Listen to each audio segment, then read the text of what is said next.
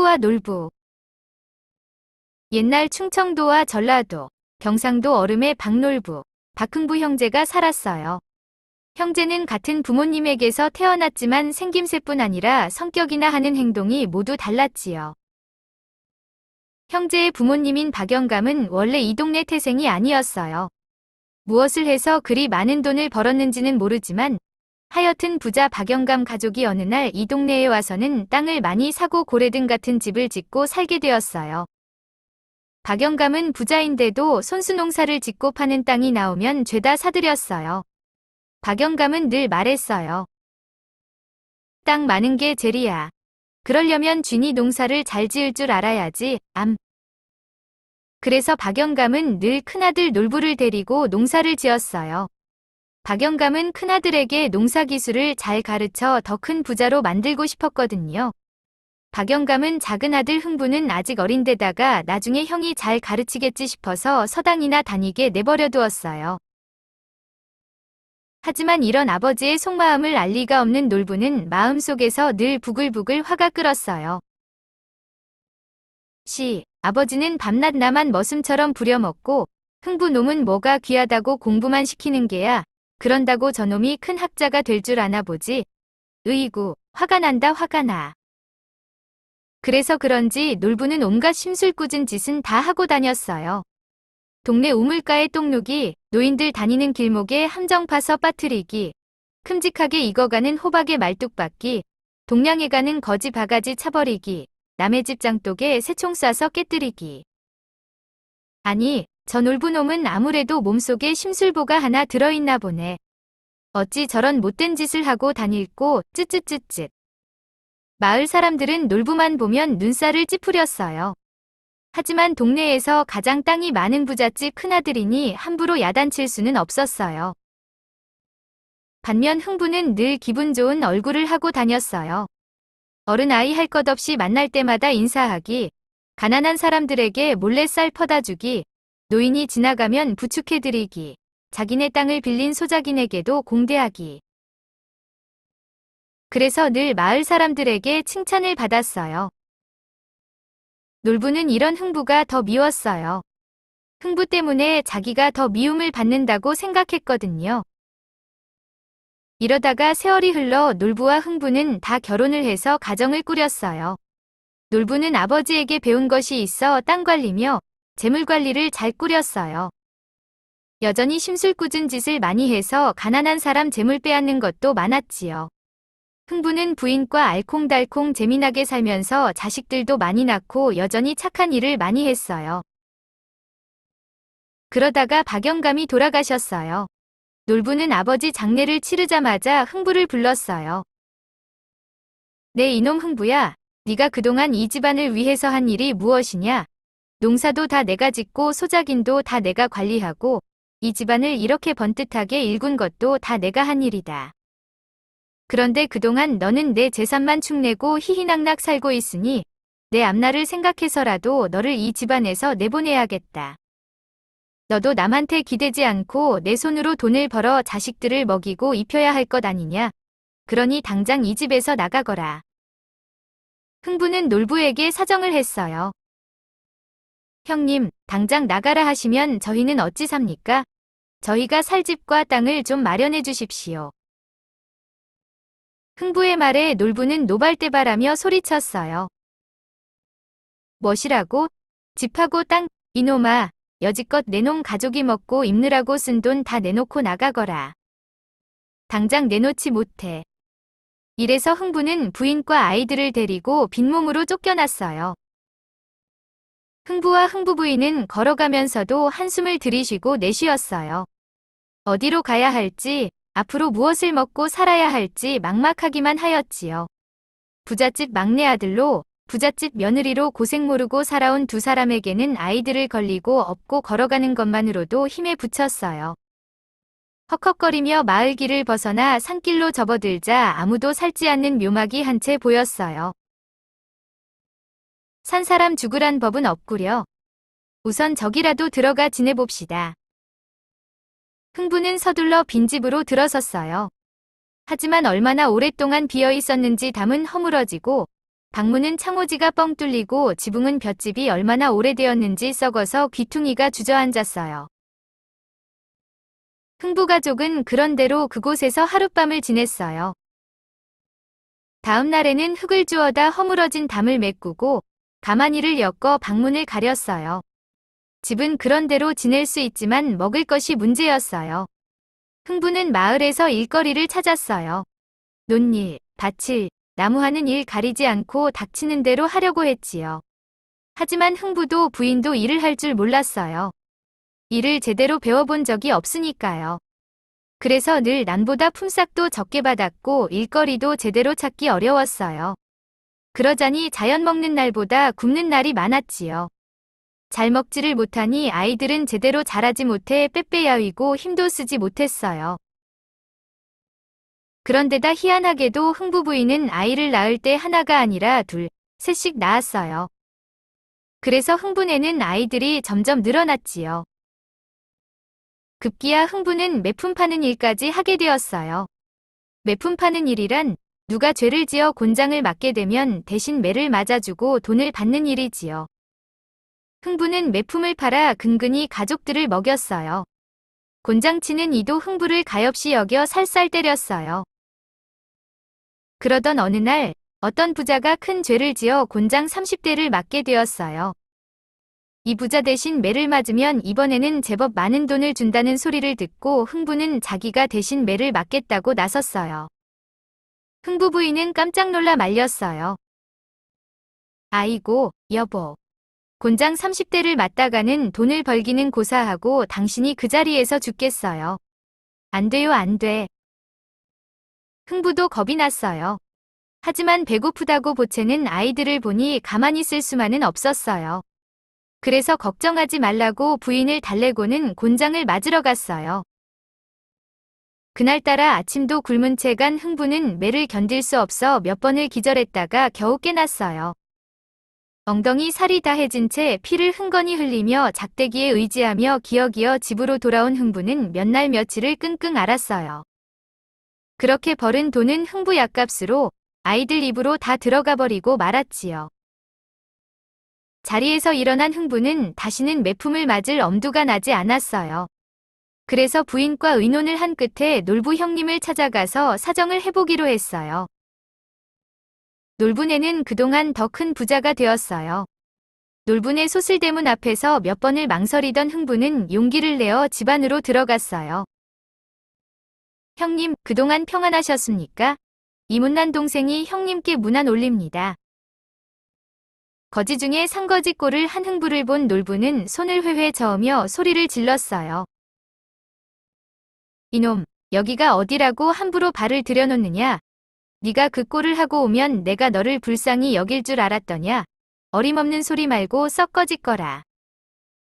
흥부는 마당에 납작 엎드려 사정을 했어요. 형님, 제발 곡식 조금만 주십시오. 저는 그렇다 치고 아이들이 굶고 있는 모습을 볼 수가 없습니다.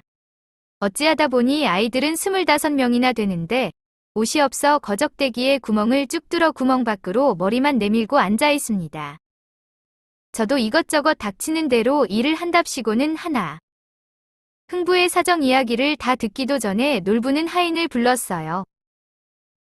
돌쇠야, 얘 이놈 돌쇠야.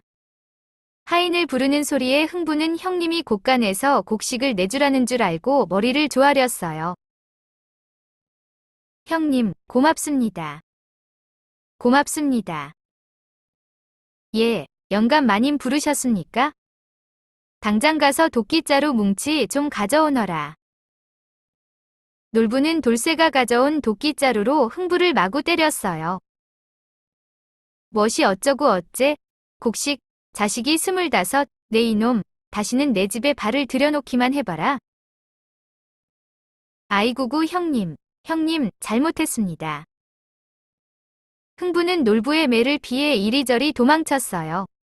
그러다가 삐죽 열린 부엌문에서 구수한 밥 냄새를 맡고 그리고 들어갔어요.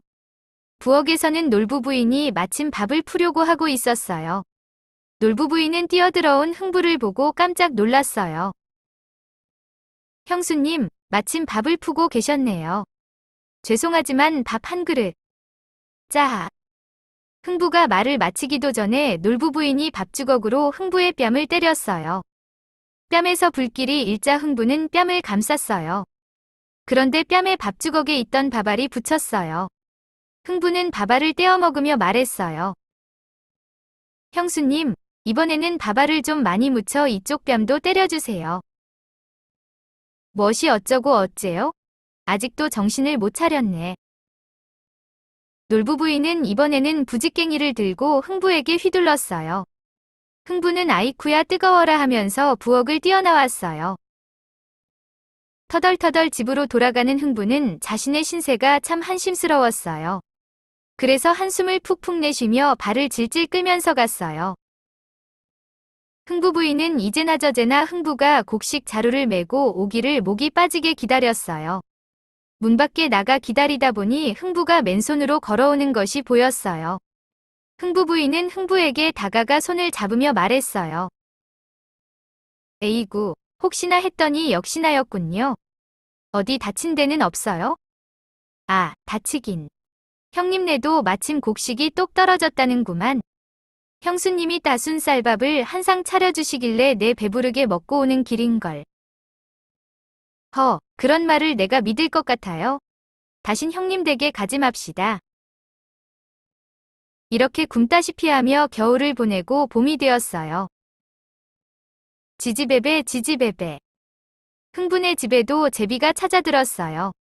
제비들은 처마에 집을 짓기 시작했어요. 후여후여 아서라 아서. 집을 짓더라도 좋은 집에다 지어야지.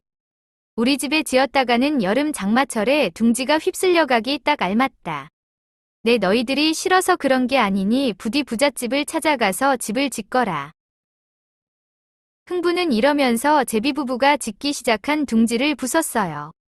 하지만 제비부부는 기어이 흥분의 처마의 둥지를 만들었어요. 그것들이 제 집 찾듯 기어이 둥지를 지으니 그럼 우리 한 식구가 되어 살아보자꾸나. 흥부는 제비부부가 귀한 손님이나 되듯이 들쩍날쩍마다 살펴보았어요. 어느덧 제비 둥지에는 새끼 제비들이 6마리나 알을 깨고 나왔어요. 어미아비 새는 부지런히 먹잇감을 물어다가 새끼들을 키웠지요. 그러던 어느 날 제비 둥지에서 다급하게 우는 새끼 제비들 소리가 들렸어요. 흥부가 달려가 보니 뱀 한 마리가 새끼 제비들을 잡아먹으려 둥지로 올라가고 있었어요. 놀란 흥부가 다급하게 막대기를 집어들고 뱀을 쫓아냈지만 이미 5마리는 뱀이 잡아먹은 다음이었어요. 한 마리만이 뱀을 피해 땅바닥에 떨어져 있었지요. 아이고, 이 불쌍한 것. 여기 떨어져 죽었구나. 아이들도 제비가 죽은 줄 알고 훌쩍거렸어요. 흥부가 새끼 제비를 들었더니 다행인지 제비는 다리가 부러진 채 살아있었어요. 죽은 줄 알았더니 모진 목숨이 아직 살았구나. 가만히 있자. 내가 내 다리를 동염해 줄 테니 제발 살아나거라. 흥부는 휘휘 둘러보다 제삿집에서 얻어와 먹고 남은 민어 껍데기로 정성껏 제비 다리를 동염했어요. 아이들도 옆에서 응원을 했어요. 제비야, 살아나. 다리가 제대로 붙어서 훨훨 날아가야 해. 제비야, 힘내. 흥부의 정성과 아이들의 돌봄 덕분에 제비는 무사히 다리가 붙였어요. 제비는 지지배배거리며 날아다니고 벌레를 잡아먹고 하며 잘 자랐어요. 흥분의 집에 제비 소리가 들리니 마치 꽃이 잔뜩 핀 꽃마당 같았어요. 비록 가난한 흥분의 집이지만 마치 노랫소리가 들리는 아름다운 집 같았지요. 흥부는 제비가 마치 자식인 듯, 아이들은 마치 동생인 듯 제비를 돌보면 즐거워했어요. 어느덧 세월이 흘러 제비가 강남으로 돌아갈 때가 되었어요. 흥부 가족은 섭섭했지만 제비가 무사히 강남으로 돌아가길 기원했어요. 잘 가거라, 제비야. 내 덕분에 올해는 살맛이 좀 났었구나. 내년에 잊지 말고 꼭 우리 집에 다시 찾아오너라. 제비야, 잘 가. 다시 와. 제비도 아쉬운 듯 흥분의 집을 몇 번이고 맴돌다가 날아갔어요. 다음해 3월 삼진날이 되었어요. 다리 부러졌던 그 제비는 잊지 않고 흥분의 집을 찾아왔어요. 흥부도 이제나 저제나 제비가 오기만을 기다렸어요. 그래, 네가 잊지 않고 이렇게 찾아와 주었구나. 고맙기도 하지. 제비는 흥부 머리 위를 몇 번 맴돌더니 흥부 앞에 무엇인가를 떨어뜨렸어요. 지지배배, 지지배배. 응, 이게 무엇이냐? 이리 찾아와 준 것만도 감사한 일인데 빈손으로 오지 않고 이렇게 무얼 가져왔느냐? 흥부는 제비가 떨어뜨린 것을 집었어요. 그것은 박씨였어요. 오호라, 이것을 심으라는 말이로구나. 흥부의 말에 제비는 마치 그렇다는 듯이 지지배배거리며 흥부 주위를 날았어요. 여보, 마누라. 제비가 박씨를 하나 물어왔구려. 이것을 심어서 잘 가꾸어 봅시다. 흥부 부부와 아이들은 마당 한켠에 박씨를 심었어요. 아이들은 열심히 물을 주며 가꾸고 흥부는 들며 날며 얼마나 자랐나 살펴보았어요. 씨를 심은 지 얼마 되지 않아 싹이 나더니 쑥쑥 자랐어요. 흥부는 막대를 꽂아 줄기에 대어주고 줄기 끝을 지붕에 올렸더니 넓은 잎들을 무성히 내며 온 지붕을 덮을 만큼 잘 자랐어요. 이윽고 박새통이 열렸어요.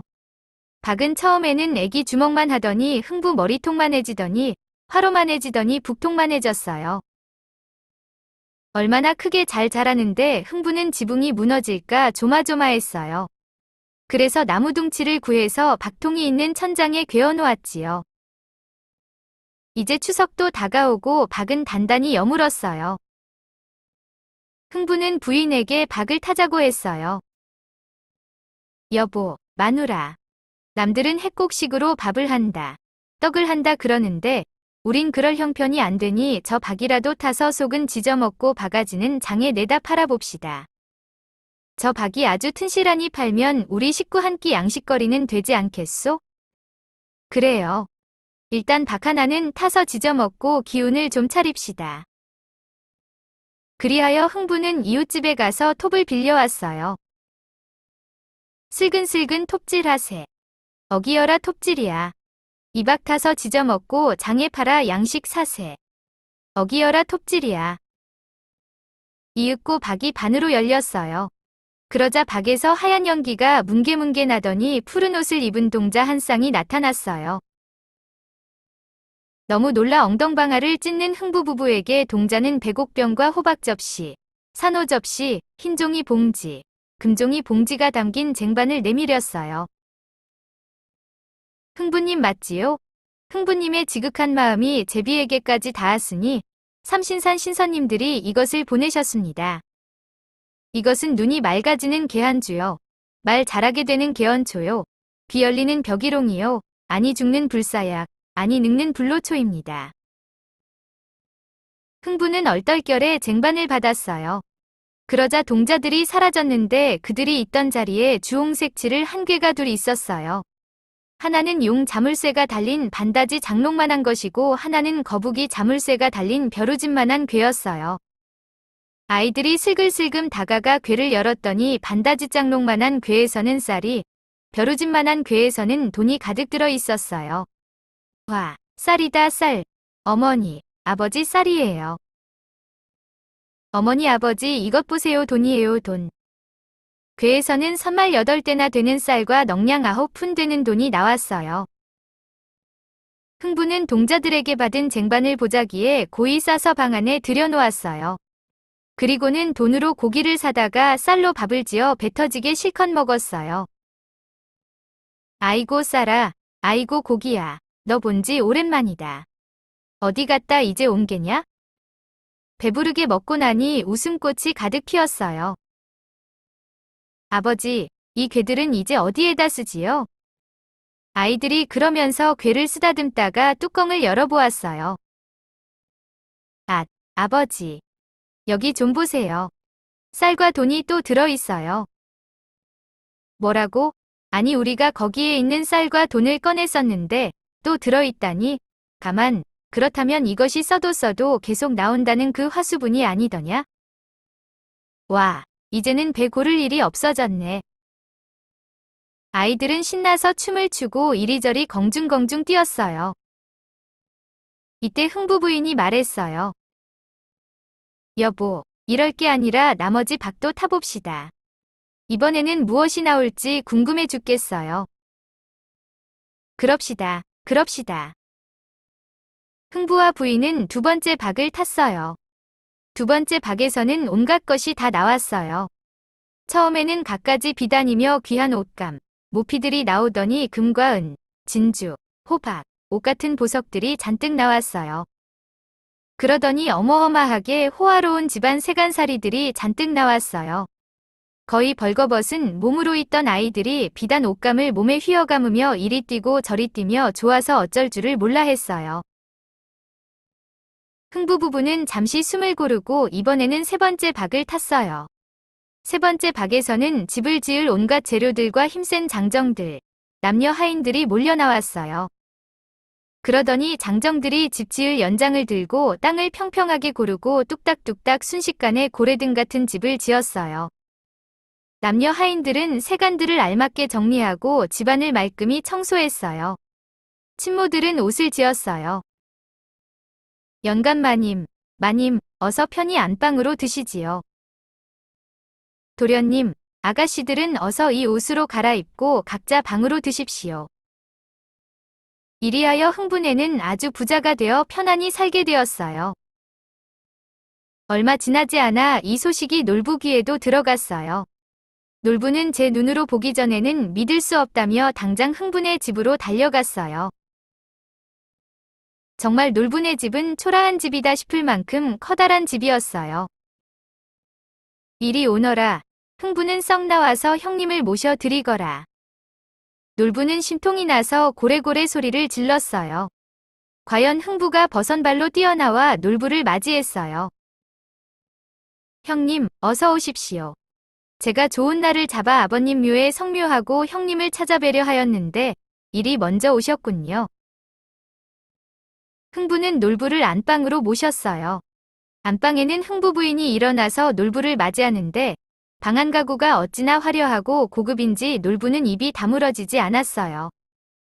안방 상석에 떡 앉고 보니 흥부 부부가 어찌나 좋은 옷을 입고 장신구를 했는지 어쩐지 예전처럼 함부로 할 수가 없었어요.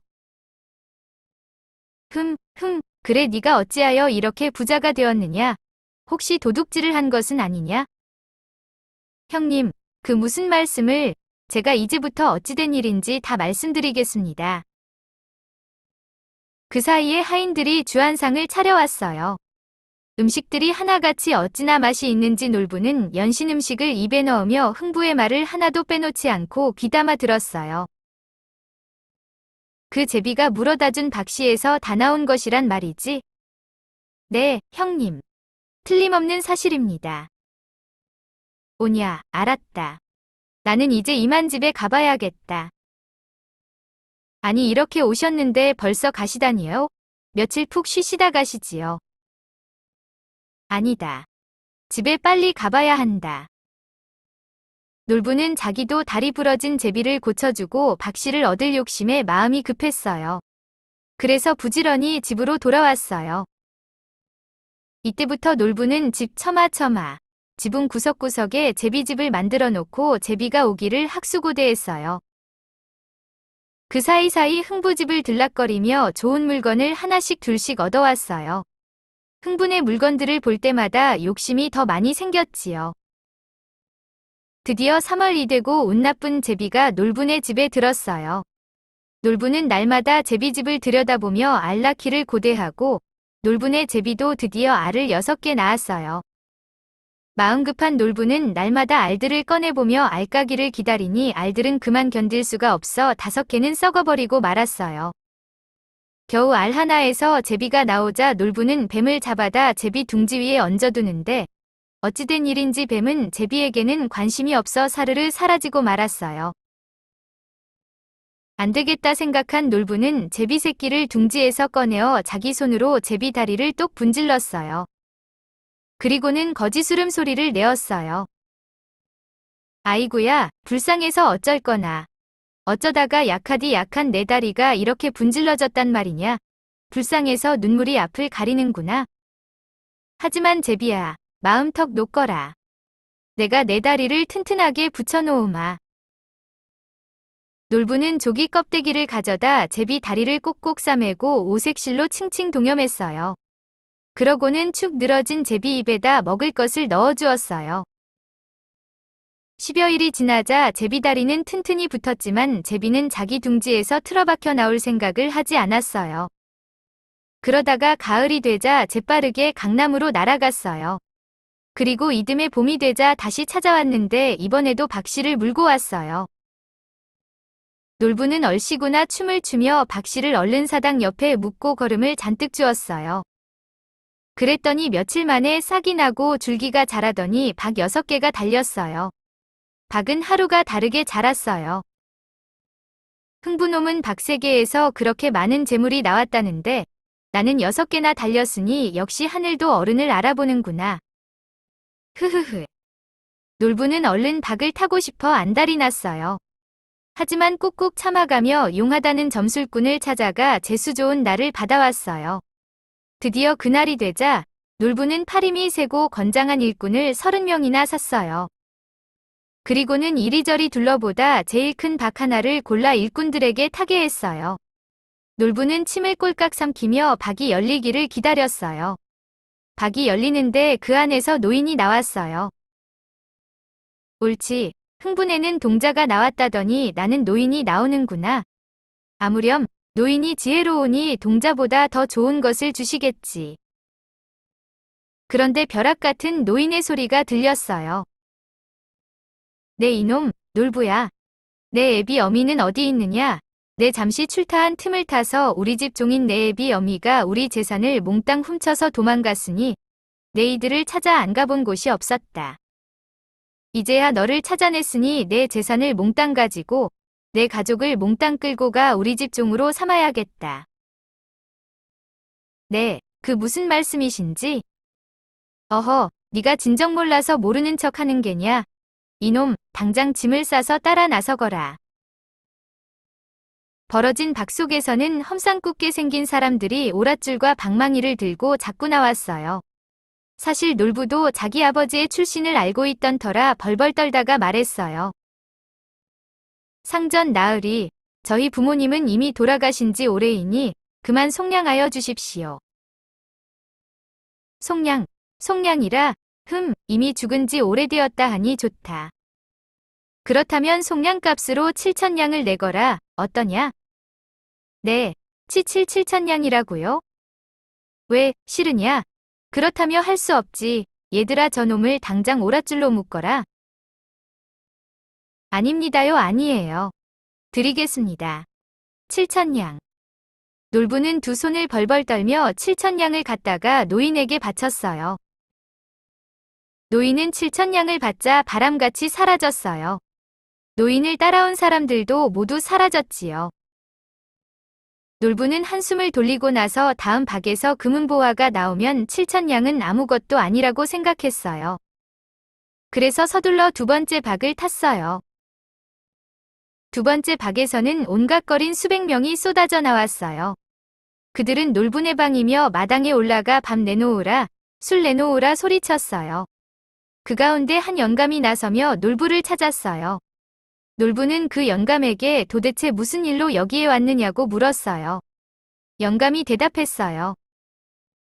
우선 이들에게 밥과 술을 넉넉히 대접하여라.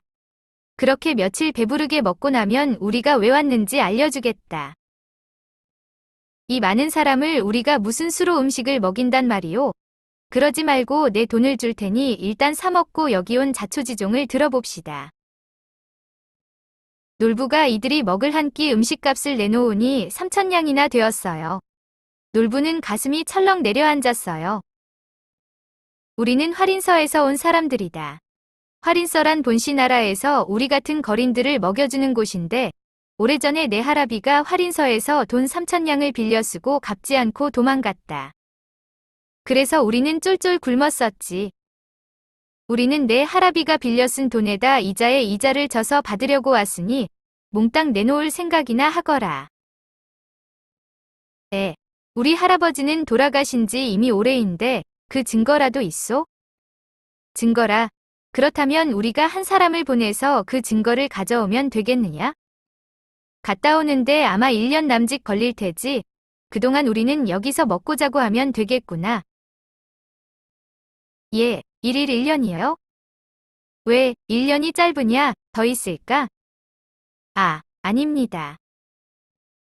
1년이라는 말에 놀부는 놀라서 할아버지가 빌린 돈 3,000냥의 이자를 곱절로 쳐서 6,000냥을 주어 그들을 보냈어요. 이런 모습을 지켜본 일꾼들은 박타기를 그만두려 하였어요. 하지만 놀부는 아직도 미련이 남아 일꾼들에게 세 번째 박을 타게 했어요. 세 번째 박에서는 수많은 기생들이 나와 노래하고 춤을 췄어요. 놀부는 기생들에 홀려서 구경하다가 놀부 부인의 고함 소리에 놀라 돈을 주고 그들을 보냈어요. 네 번째 박에서는 각 놀이패가 다 나와서 놀이판을 벌였어요. 놀이패 여럿이 여기저기서 판을 벌이니 정신이 사나워 견딜 수가 없었어요. 그래서 그들에게도 약간씩의 돈을 쥐어보냈어요. 이번에는 놀부 부인이 더 이상 박을 타지 말자고 했지만 놀부는 박 하나에서만 보물이 나오면 이까짓것 잃은 것은 아무것도 아니라며 우겨댔어요. 그래서 박을 또 탔지요. 다섯 번째 박에서는 꽃가마가 나오는가 싶더니 꽃상여가 나왔어요. 첫 번째 박에서 나온 노인이 집으로 돌아가자마자 돌아가셨대요. 그런데 놀부네 집이 명당터라 이곳을 산소로 쓰려고 왔다는 거예요. 놀부는 그 소리를 듣고 기가 막혀 쓰러졌다가 정신을 차리고 일어났어요. 아이고, 그 무슨 말도 안 되는 말씀입니까? 우리 집이 명당 자리면 내가 지금 이런 꼴이 되겠습니까? 하지만 유족들은 부득부득 이곳에다 산소를 만들어야 한다고 우겼어요. 놀부는 울며 불며 그 자리에서 가지고 있는 논밭을 팔아 3만 냥을 만들었어요. 그리고는 그 돈은 유족에게 주어 다른 곳으로 묘자리를 알아보라고 사정사정해서 돌려보냈어요. 놀부와 놀부 부인은 기가 막혔어요. 앉은 자리에서 모든 재산을 다 잃은 꼴이 되었지요. 놀부 부인은 울며 불며 소리쳤어요. 간신히 모은 재산 제대로 편히 써보지도 못하고 다 빼앗겼네. 이럴 줄 알았으면 동생네 내보낼 때 한 재산 떼어줄걸. 배고프다 찾아왔을 때 곡식이나 넉넉히 주어 보낼걸. 에고 이젠 어쩔꼬. 저 박은 타지 마오. 우리 목숨 앗아갈 것밖에 남아있지 않은 것 같소. 놀부도 이젠 더 이상 박을 탈 기운이 없었어요. 그래서 마지막 하나 남은 박을 갖다 버리려 했어요. 그런데 이번에는 박이 저절로 쩍 갈라졌어요. 그러더니 황금빛 똥물이 쫙 솟구쳤어요. 으악! 이게 뭐야? 똥물이잖아? 일꾼들과 구경 온 사람들은 후다닥 도망갔어요. 똥물은 솟구쳐 놀부네 집을 다 덮었어요. 놀부 부부도 똥물을 몽땅 뒤집어 쓰고 말았지요. 놀부네는 이렇게 해서 재산을 몽땅 잃었어요. 입고 있던 옷도 똥물을 뒤집어 써서 성한 옷 한 벌조차 없게 되었지요. 놀부 부부는 땅을 치고 뒹굴며 울었어요. 이때 놀부네 소식을 듣고 흥부가 달려왔어요. 형님, 이게 웬일이오? 여기서 왜 이러고 있소? 어서 우리 집으로 갑시다. 흥부는 놀부 가족을 자기 집으로 데려가 씻기고 입히고 먹였어요. 그리고는 자기 재산을 반으로 뚝 떼어 형님에게 주었어요. 놀부는 흥부가 너무 고맙고 미안했어요. 그래서 그때부터 흥부를 극진히 보살피는 형님이 되어 우애 있게 살았어요.